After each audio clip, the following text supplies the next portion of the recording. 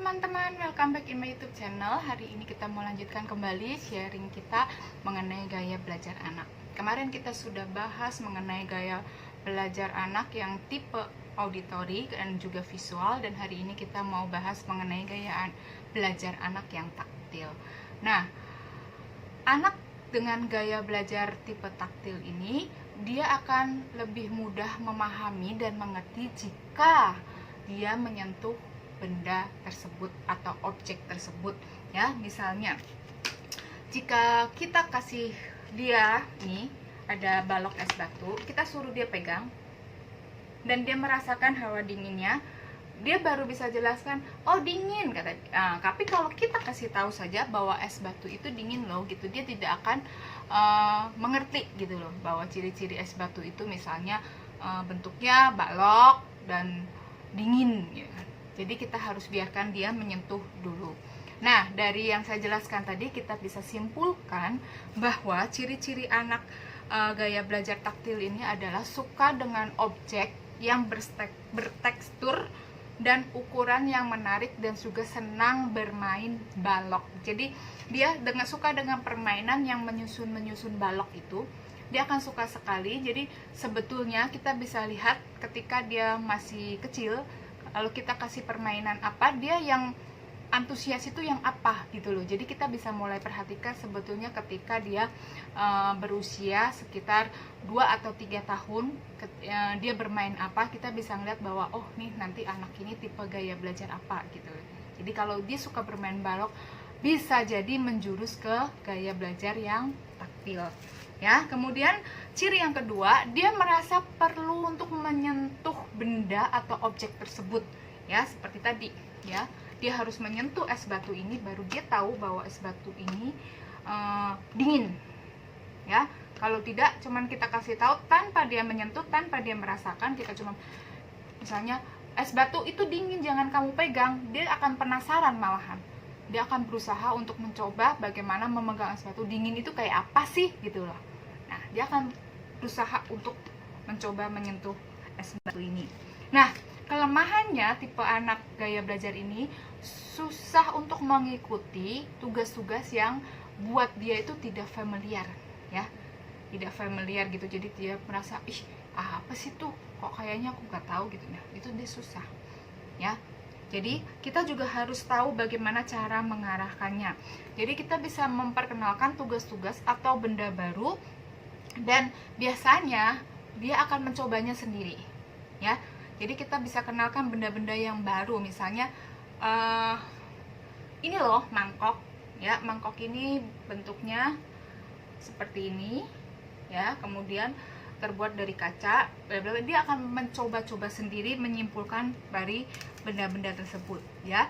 Kemudian berikan permainan yang berjenis puzzle, atau bisa juga main game-game yang puzzle-puzzle gitu. Nah, itu dia akan suka sekali, dan kita juga bisa mengarahkannya ke situ.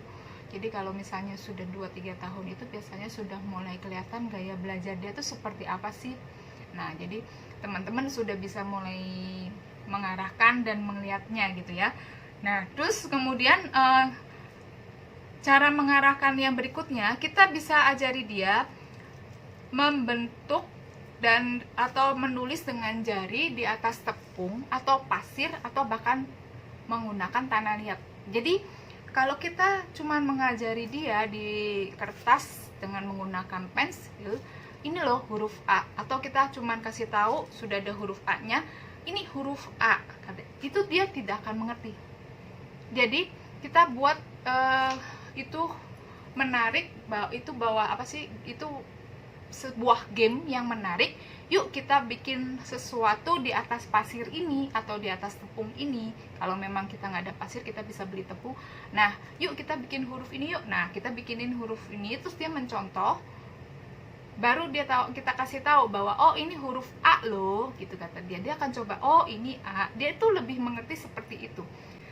Coba nanti dipraktekkan di rumah kalau memang ada menjurus anak-anak tipe gaya belajar seperti ini. Dan biasanya tuh udah ketahuan kok, kalau misalnya maksudnya sudah mulai kelihatan gitu loh ciri-cirinya, tinggal kita lebih mengamatinya apakah ini benar-benar full tipe gaya belajar ini atau bukan gitu loh, atau ada combine gitu loh.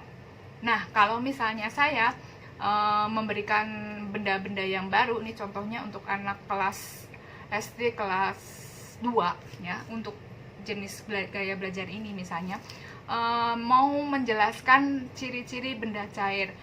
Kalau kita cuma kasih tahu bahwa ciri-ciri benda cair itu adalah bentuknya cair, misalnya bentuknya bisa sesuai dengan wadahnya ya, kemudian misalnya tidak bisa dipegang pakai tangan, digenggam, itu tidak bisa, itu biasanya buat dia akan susah sekali untuk mengerti. Dan biasanya tuh saya kalau di kelas saya praktekkan. Jadi ini ada mangkok, ini ada gelas, kemudian nah di dalamnya ada air. Nah, air ini bentuknya cair ya. Kalau misalnya benda cair ini kita tuang dalam mangkok, bentuknya akan berubah sesuai dengan tempatnya. Bentuknya seperti mangkok. Kalau yang tadi bentuknya seperti gelas. Nah, kita perlu jelaskan seperti itu, kemudian kita kasih aja itu bendanya, kita jelaskan sekali, nanti dia akan coba-coba yang lainnya gitu loh. Jadi buat para orang tua yang mempunyai tipe anak jenis ini, sabar-sabar dan berusaha untuk mencari ide-ide yang baru gitu loh.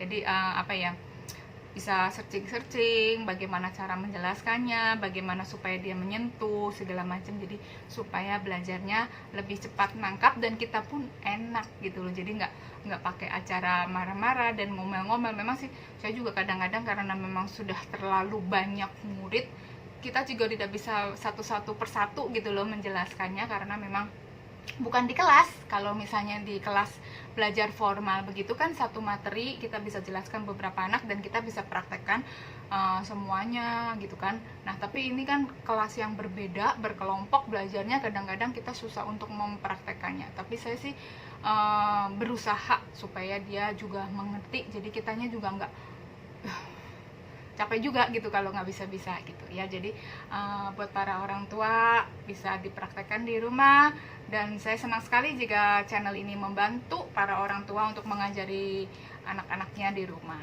ya. Terima kasih, dan saya berharap channel ini bermanfaat. Dan memang kalau kalian merasa para orang tua channel ini bermanfaat, bisa like, komen, dan subscribe. Saya akan membuat video-video selanjutnya yang biasanya atau kemungkinan berguna untuk kalian semua. Thank you for watching. Bye bye.